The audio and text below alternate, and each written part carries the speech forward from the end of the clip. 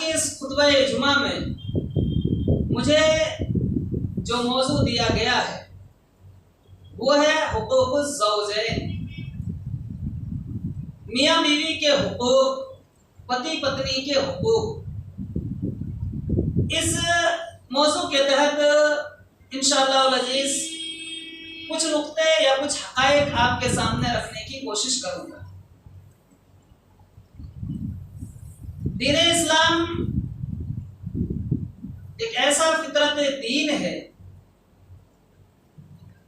جس دین نے ایک انسان کی زندگی کے ہر لمحے اور ہر موڑ کی طرف اشارہ کیا ہے، یا یوں کہہ لیجئے کہ ایک انسان کو مکمل طریقے سے زندگی گزارنے کا طریقہ بتلایا ہے، اور یہ بتلایا کہ کس شخص کا کس کے اوپر کیسے حقوق بنتے ہیں، ماں باپ کے حق کیا ہیں، بھائی بہن کے حق کیا ہیں، بال بچوں کے حق کیا ہیں۔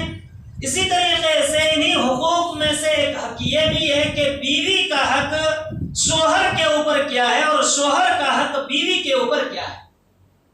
یہ دین اسلام نے، یہ شریعت محمدیہ نے پیارے رسول جناب محمد رسول اللہ صلی اللہ علیہ وسلم کی لائی ہوئی شریعت میں ہمیں سکھلایا ہے۔ اسی ضمن میں نے سورہ روح آیت نمبر 21 سے ایک آیت کریمہ تلاوت کی ہے۔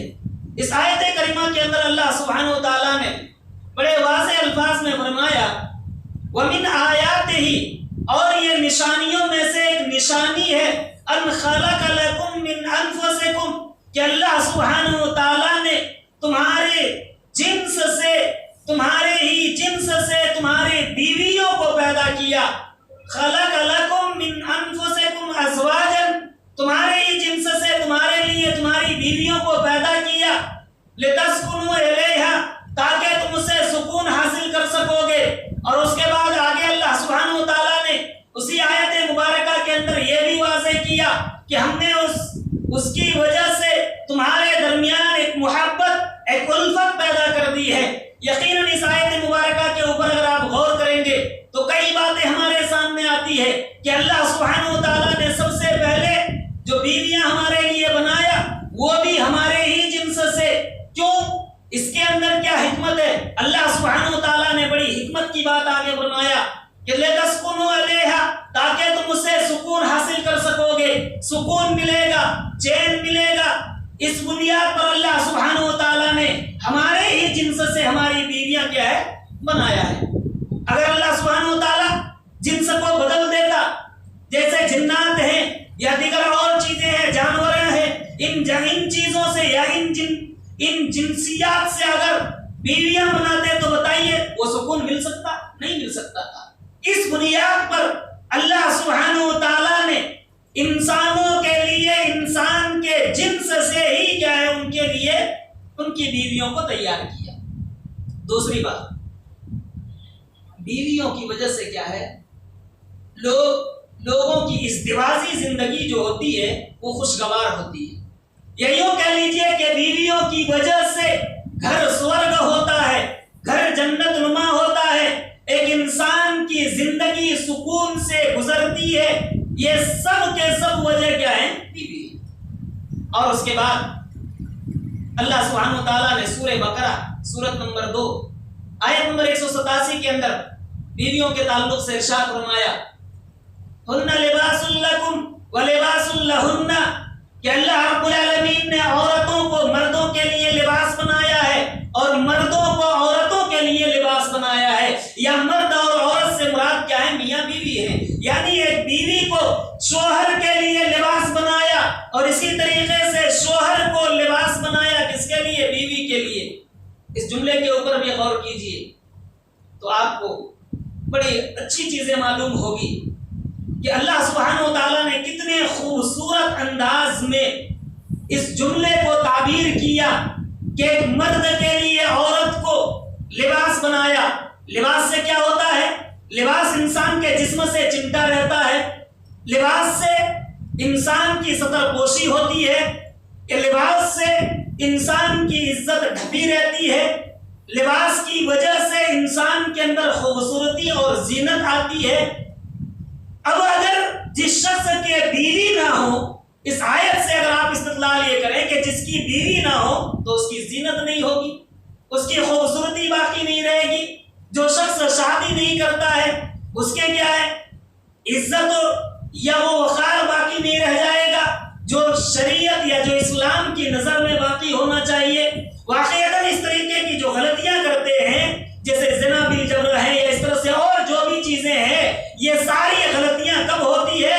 جب انسان غیر شادی شدہ ہوتا ہے، یا یوں کہہ لیجئے کہ آپ کے لڑکے یا جس لڑکے کی شادی ہو وہ شادی کی عمر سے آگے جب قدم رکھ دیتا ہے تو پھر جا کر کے وہاں غلطیاں کرنا شروع کر دیتا ہے، وہیں سے غلطیاں شروع ہوتی ہے. یقیناً اللہ سبحانہ و تعالیٰ نے زینت قرار دے کر کے اس غلطی کو یا اس گناہ کو یا اس گناہ کے راستے کو سدے بھاب کر دیا ہے اور روک دیا. فرمایا کہ تم لوگ جلدی سے شادی کرو. کیوں؟ اس لیے کہ شادی کی وجہ سے تمہارے اندر خوبصورتی پیدا ہوتی ہے، تمہارے اندر زینت پیدا ہوتی ہے اور تم دیگر گناہوں اور جرائم سے محفوظ رہتے ہو. یہ اللہ سبحانہ و تعالیٰ نے ذکر کیا. اور اس کے بعد اب سب سے پہلے جو حقوق ہوتے ہیں شادی کے بعد میاں بیوی کے، وہ حقوق کیا ہیں؟ آئیے میں آپ کے سامنے چند حقوق پیش کرتا ہوں. سب سے پہلے بیوی کے تعلق سے ذکر کرتا ہوں، کیونکہ ہمارے یہاں کیا ہے، دنیا میں ایک بات یا یوں کہہ لیجیے کہ ہم لوگوں میں ایک عام بات کہی جاتی ہے کہ دا لیڈیز فرسٹ. لیڈیز کیا ہے؟ فرسٹ، آگے ہوتے ہیں. اس وجہ سے میں نے مقدم کر لیا بیوی کہ چلو بیوی کے تعلق سے یا انہی کے حقوق کو پہلے ذکر کریں. بعد شوہر پتی کے تعلق سے ذکر کیا جائے گا. بیوی کا حق کیا ہوتا ہے شوہر کے اوپر. شوہر کو کن چیزوں کا اپنی بیوی کے تعلقات سے دھیان میں رکھنا چاہیے، خیال میں رکھنا چاہیے. آپ نے بارہا سنا ہوگا کہ بیوی شوہر کے اوپر پہلا حق یہ ہوتا ہے کہ بیوی کے لیے نان و نفقہ تیار کیا جائے، سکنا تیار کریں، یعنی اس کے کھانے پینے کا انتظام کریں، رہنے سہنے کا انتظام کریں. اسی طریقے سے بیوی کا حق یہ ہے کہ بیوی کے اس کے مہر دیا جائے، شادی کے وقت مہر کو فوراً ادا کر دیا جائے، یہ اس کے حقوق ہیں. یا اس طریقے سے اور حقوق آپ نے سنا ہوگا، لیکن آج میں آپ کو جن حقوق کی طرف اشارہ کرتا ہوں وہ ہماری عام فہم زندگی میں استعمال ہونے والے حقوق ہیں، جن کو ہم کیا ہے حق تلفی کرتے ہیں. سب سے پہلا حق جو ہے بیوی کا وہ یہ ہے کہ آپ اس کے ساتھ حسن سلوک کریں، بیوی کے ساتھ حسن سلوک کریں.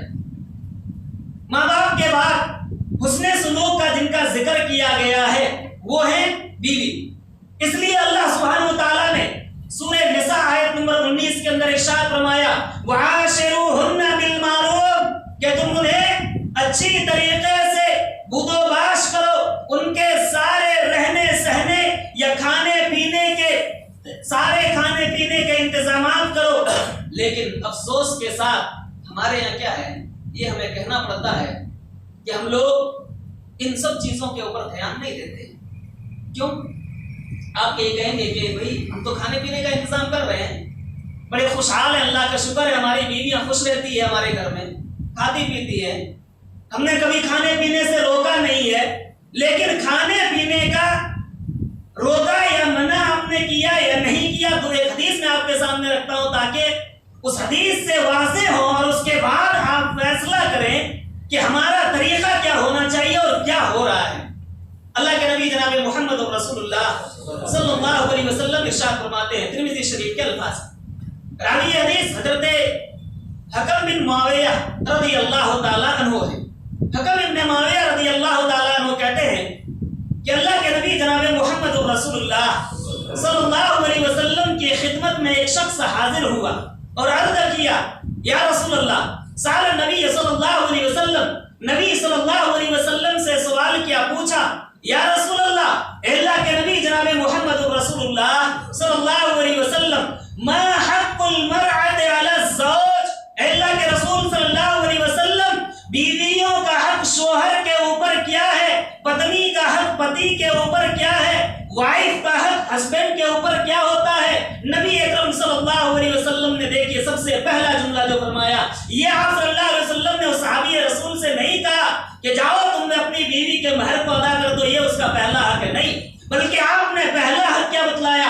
آپ صلی اللہ علیہ وسلم فرماتے ہیں اَيُّطْعِمُهَا إِذَا طُعِمَ، جب تم جو چیزیں تم کھا رہے ہو وہی تم اپنے بیویوں کو کھلاؤ۔ ذرا حدیث کے جملے کے اوپر غور کیجئے تو آپ کو معلوم ہوگا کہ سب سے پہلے پیارے رسول صلی اللہ علیہ وسلم نے بیوی کے حق کے تعلق سے فرمایا کہ جو تم خود کھاؤ وہی بیویوں کو کھلاؤ۔ افسوس کے ساتھ آج ہمیں یہ کہنا پڑتا ہے کہ ہماری سوسائٹی کا یہ حال ہے، ہمارے معاشرے کا یہ حال ہے، ہمارے نوجوانوں کا یا ہمارا یہ حال ہے کہ جب ہم یہاں سے باہر نکلتے ہیں تو روڈ پہ جا کر کے یا رستے میں کھڑے ہو کر کے کسی ہوٹل میں کھا لیے، کسی ہوٹل میں پی لیے۔ کیا آپ ذرا بتائیں گے کہ کیا آپ نے اس ہوٹل سے خرید کر کے اپنے بیوی کو بھی لے جا کر کے کھلایا؟ نہیں، آپ تو دن بھر باہر چلتے چکتے ہیں، برابر آپ کھاتے پیتے ہیں، لیکن کیا کبھی آپ نے اپنے بیوی کے لیے بھی یہ سوچا؟ پیارے رسول نے پہلا حق بتلایا اَيُّطْعِمُهَا إِذَا طُعِمَ، جو تم کھاؤ وہی لے جا کر کے اپنے بیوی کو کھلاؤ۔ اب تو ہم یہ کہتے ہیں بھائی ہم نے تو بیویوں کو کھلایا، کیا کھلاتے ہو؟ دال چاول، دال روٹی، یہی کھلانا ہے؟ نہیں میرے عزیزو، اگر آپ دال چاول کھا رہے ہیں، دال روٹی آپ کی خوراک ہے تو وہی بیوی کو کھلائیے، لیکن اگر آپ رستے میں کھڑے ہو کر کے بریانی اور چکن کا استعمال کر رہے ہیں تو وہ چیز لے جا کر کے آپ اپنے بیوی کو بھی کھلائیں۔ یہ پہلا حق ہے۔ اور اس کے بعد دوسرا حق آپ صلی اللہ علیہ وسلم نے اس کے تعلق سے فرمایا أَن يَكْسُوهَا إِذَا اكْتَسَبَ، أَن يَكْسُوهَا إِذَا اكْتَسَبَ، کہ جو کچھ تم پہنو وہی تم اپنی بیویوں کو پہناؤ۔ یعنی جس طریقے سے، کہنے کا مطلب یہ نہیں ہے اس حدیث کا کوئی معنی مفہوم یہ مت نکال لیے گا ہے نا کہ بھائی ہم جینس اور ٹی شرٹ پہن رہے ہیں تو بیوی کو بھی پہنا دیں، نہیں، اس کا مفہوم بالکل غلط ہے۔ مطلب اس حدیث کا یہ ہے کہ نبی اکرم جناب محمد رسول اللہ صلی اللہ علیہ وسلم نے ارشاد فرمایا ان یکسوها اذا اکتسا، جو تم خود پہنو وہی لے جا کر کے پہناؤ۔ یعنی جس طریقے سے تمہاری یہ اچھا ہوتی ہے کہ مہنگے سے مہنگے کپڑے کا استعمال کریں، اچھے کپڑے استعمال کریں، اچھے برانڈ کا کپڑا پہنے، اسی طریقے سے بیوی کو بھی اچھے کپڑے پہنائیں۔ یہ حدیث کا معنی اور مفہوم ہے، کوئی غلط مفہوم مت نکالیے گا۔ اور اس کے بعد نبی اکرم جناب محمد رسول اللہ صلی اللہ علیہ وسلم نے تیسرا حق اس صحابی رسول کو بتلایا۔ آپ نے فرمایا لا یضرب الوجہ، کہ تم چہرے پر مت مارو گے، چہرے پر کبھی مارنے کی بیوی کو ضرورت پڑ جائے۔ دیکھیے ایک بات میں اور بتاتا ہوں آپ کو، کبھی اس طرح کے ناگہانی معاملہ آ جائیں، میاں بیوی کے درمیان رنجش پیدا ہو جائے، جھگڑے پیدا ہو جائیں، یا بیوی آپ کی بات کو نہیں مان رہی ہو، تو ایسی شکل میں فوراً آپ لڑائی مت کر بیٹھے۔ اگر ضرورت پڑ جائے مارنے کی تو اس سے پہلے 2-3 نسخے اللہ کے رسول صلی اللہ علیہ وسلم نے بتلایا۔ پہلا نسخہ یہ ہے کہ کبھی بھی اگر ناگہانی کا معاملہ پیش آتا ہو، انبن ہوتا ہو، لڑائی جھگڑے ہوتے ہوں، اور یہ ہونا ہی ہے، یہ ہوتا ہی ہر گھر میں ہر میاں بیوی کے درمیان ہوتا ہے، اگر ایسا ہو رہا ہے تو پہلی فرصت میں آپ انہیں سمجھائیں۔ اور اس کے بعد دوسرا اسٹیج یہ ہے کہ سمجھانے کے بعد اگر وہ نہیں مانتی ہے تو اس کے بستر کو الگ کر دے۔ ہمارے یہاں بستر بھی الگ کرنے کا بڑا سسٹم الگ ہے، بڑا عجیب سا الٹا بنا ہوا ماحول بنا ہوا ہے۔ کبھی آپ نے غور کیا ہوگا کہ میاں بیوی کے درمیان جھگڑے ہوتے ہیں اور لڑائیاں اس قدر اتنی دور تک پہنچ جاتی ہے کہ اب بیوی کو اپنے گھر سے یا بستر سے الگ کرتے ہیں۔ بستر سے الگ کرنے کا کیا مطلب ہوتا ہے کہ بیوی کو اپنے گھر سے نکال دو، میکے بھیج دو۔ غلط ہے، ایسا نہیں ہونا چاہیے۔ آپ اگر میکے بھیج رہے ہیں تو وہیں سے دوریاں بنتی ہے، اور پھر وہ دوریاں وہ رشتے نہیں نبھا پاتے ہیں، جو رشتے محبت اور جو رشتے اللہ سبحانہ و تعالیٰ نے قائم کیا ہے میاں بیوی کے درمیان، وہ رشتے ختم ہو جاتے ہیں، وہ محبت کیا ہے، ختم ہو جاتی ہے، اور پھر اس آدمی کی زندگی میں وہیں سے تنزل آنا شروع ہو جاتا ہے، اور وہ پھر وہ انسان ہمیشہ پریشان حال ہوتا ہے۔ آپ نے کبھی غور کیا؟ فوری طور پر ایک جھٹکے میں آپ نے بیوی کو گھر سے باہر نکال دیا، میکے بھیج دیے، لیکن کبھی آپ نے یہ سوچا کہ اللہ سبحانہ و تعالیٰ نے جس بیوی کو تمہارے لیے بنایا، جو کلمات شریعت محمدیہ کے کلمات کے ذریعے سے تمہارے لیے حلال کیا، اس بیوی کے اندر یا اس کے دل میں تمہارے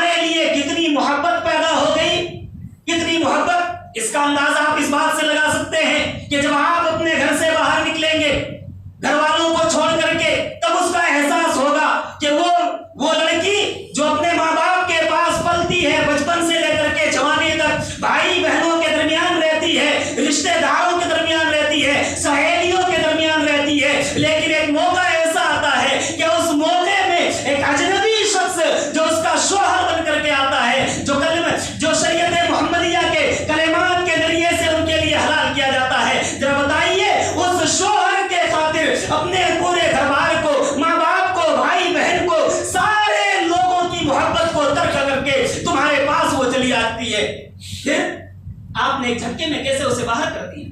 گھر سے نکالنے کا مطلب، بستر سے الگ کرنے کا مطلب یہ ہے کہ آپ اسے دوری بنا کر کریں۔ اور اس کے بعد پیارے رسول جناب محمد رسول اللہ صلی اللہ علیہ وسلم نے تیسرا حکم یہ فرمایا کہ اگر اس پر بھی وہ نہ مانے تب جا کر کے ہاتھ اٹھاؤ۔ لیکن ہمارے یہاں تو پہلی فرصت میں ہاتھ، بعد میں سمجھانا، پہلے لات اس کے بعد بات۔ جی پہلی فرصت میں لات اس کے بعد بات۔ اس وجہ سے آج گھروں میں دراڑیں پیدا ہو رہی ہے، آج لوگ اپنے سکون کی زندگی نہیں جی پا رہے ہیں، لوگ الجھن میں پڑے ہیں۔ اس کے کارن یہی ہے، پہلے اپنے آپ کو سمجھنا ہوگا کہ حقوق اس کے کیا ہیں۔ اللہ کے رسول جناب محمد رسول اللہ صلی اللہ علیہ وسلم نے ارشاد فرمایا کہ چہرے پر مت مارو، اور اس کے بعد فرمایا ولا یقبح، اپنی بیوی کو گالی غلوج نہیں کرو گے، یہ بھی اس کا حق ہے۔ بات بات میں گالی غلوج ہوتی ہے، کھانا بنانے میں نمک تیز ہو گیا، گالی پہ اتر آئے، جی روٹی جل گئی، گالی پہ اتر آئے، کپڑا پریس کرتے وقت کپڑا جل گیا، گالی غلوج پر اتر آئے۔ پیارے رسول صلی اللہ علیہ وسلم فرماتے ہیں لا یقبح، گالی غلوج مت کرو گے، اور اس کے بعد فرمایا ولا یحجر الا فی البیت، اور گھر سے جب تمہیں گھر سے اسے اور جب تمہیں اپنے بستر سے اسے الگ کرنا ہو تو کبھی بھی گھر سے اسے دور مت کرنا، ولا یحجر الا فی البیت، اپنے گھر کے اندر ہی رکھنا۔ یہ اللہ کے رسول صلی اللہ علیہ وسلم نے بیوی کا حق بتلایا۔ اس کے بعد دوسرا حق جو ہوتا ہے بیوی کی، وہ یہ ہے کہ بیوی کو بیوی کی رائے بھی لینی چاہیے، مشورے لینا چاہیے۔ یہ چیزیں ہم کیا ہے اگنور کرتے ہیں، چھوٹی چھوٹی چیزیں ہیں جس کو ہم لوگ اگنور کرتے ہیں۔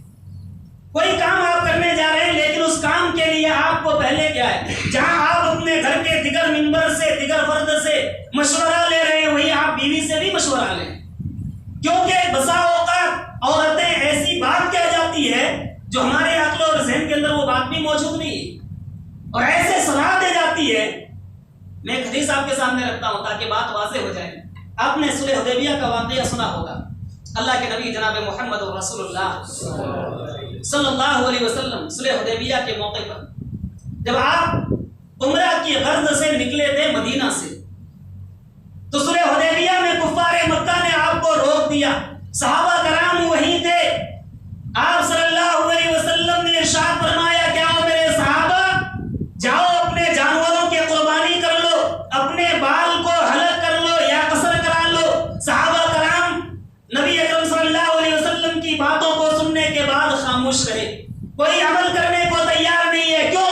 اس لیے کہ صحابہ کرام کے اندر غصے تھا، اور صحابہ کرام رضی اللہ تعالیٰ عنہم اس بات سے ناراض تھے جو صلح حدیبیہ میں معاملہ پیش آیا تھا، یعنی جو دم کر کے صلح کیا گیا تھا، اس معاملے کو لے کر کے وہ صحابہ کرام ناراض تھے۔ نبی صلی اللہ علیہ وسلم کی بات بھی وہ نہیں مانی۔ آپ صلی اللہ علیہ وسلم نے جب دیکھا کہ صحابہ کرام رضی اللہ تعالیٰ عنہم جانوروں کو ذبح کرنے پر تیار نہیں ہے، اپنے بال کو حلق کرانے یا قصر کرانے کے لیے تیار نہیں ہے، نبی صلی اللہ علیہ وسلم پریشان ہو گئے، اور پریشان ہو کر کے جا کے اپنے خیمے میں داخل ہوئے۔ آپ صلی اللہ علیہ وسلم کی پریشانی کو آپ کی بیوی حضرت ام سلمہ رضی اللہ تعالیٰ عنہا نے دیکھا، دیکھنے کے بعد بھانپ لیتی ہے کہ آپ صلی اللہ علیہ وسلم پریشان ہیں، آپ غمزدہ ہیں، آتی ہے آ کر کے پوچھتی ہے یا رسول اللہ، اللہ کے نبی جناب محمد رسول اللہ صلی اللہ علیہ وسلم، آپ بتلائیے تو صحیح کہ آخر کیا بات ہے، کیا ماجرا ہے، چہرے میں آپ کے اس طریقے سے پریشانیاں ظاہر ہو رہی ہے۔ نبی صلی اللہ علیہ وسلم نے فرمایا اے ام سلمہ سنو، آج صحابہ کرام میری بات ماننے سے انکار کر رہے ہیں، وہ لوگ ماننے کو تیار نہیں ہے۔ میں کہہ رہا ہوں کہ جانوروں کی قربانی کر دو، لیکن قربانی کرنے کو تیار نہیں ہے۔ نبی صلی اللہ علیہ وسلم سے ام سلمہ فرماتی ہے یا رسول اللہ، اللہ کے رسول صلی اللہ علیہ وسلم، آپ خود باہر جائیے، اپنے جانور کو پہلے قربانی کیجئے، آپ اپنے بال کو حلق یا قصر کرائیے، پھر دیکھیے صحابہ کرام کرنے لگیں گے۔ اللہ اکبر، بیوی کا مشورہ کام آیا، بیوی کی بات کام آئی، فوراً وہاں سے باہر نکلے، آپ نے اپنے جانور کی قربانی کی، آپ نے حلق کرایا، صحابہ کرام نے دیکھا تو فوراً کرنے لگے۔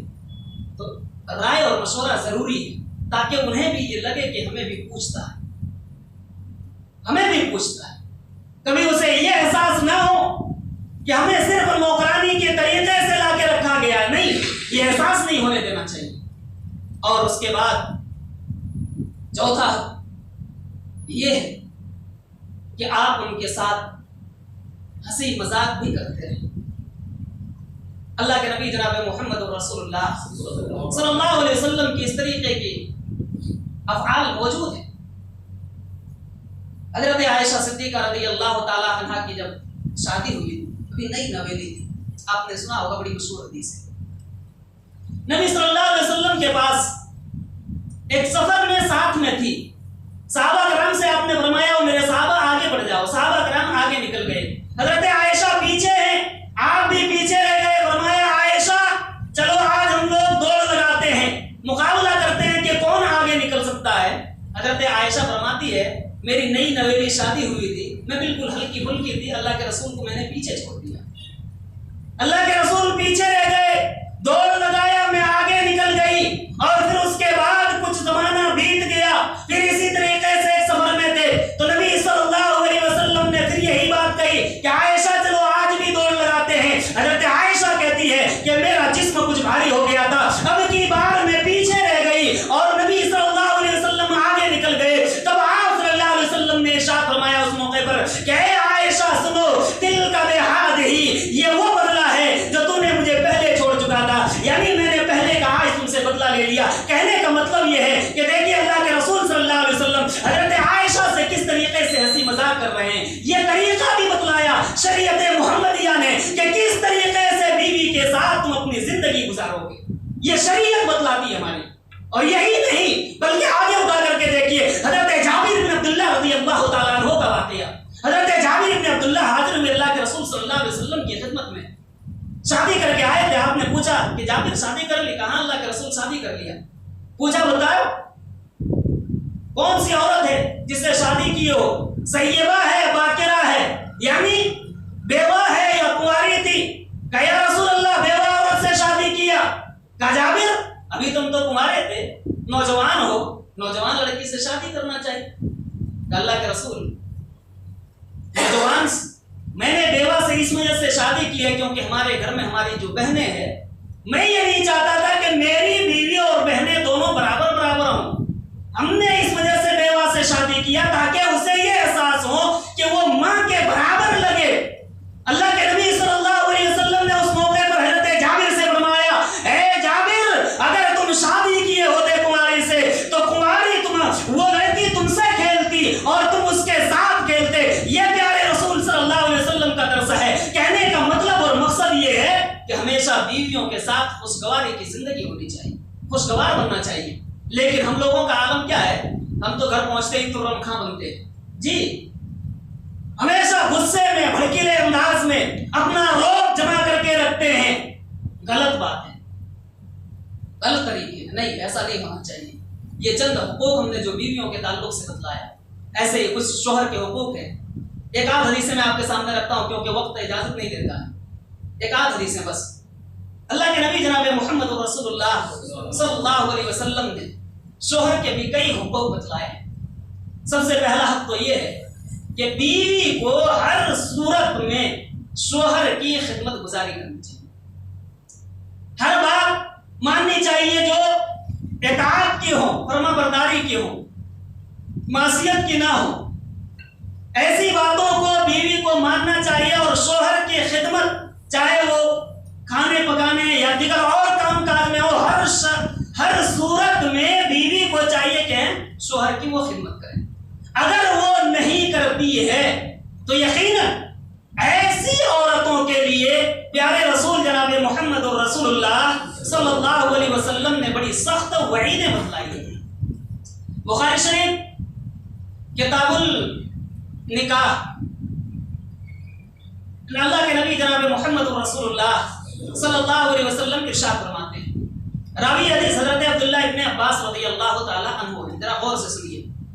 حضرت عبداللہ ابن عباس رضی اللہ تعالی عنہ فرماتے ہیں کہ اللہ کے نبی جناب محمد رسول اللہ صلی اللہ علیہ وسلم نے ارشاد فرمایا رأیت النار، میں نے آج آگ دیکھا، میں نے آج جہنم کو دیکھا، یعنی خواب میں نبی صلی اللہ علیہ وسلم نے جہنم کو دیکھا۔ اور اس کے بعد آپ فرماتے ہیں کہ آج کے بعد ولم ارى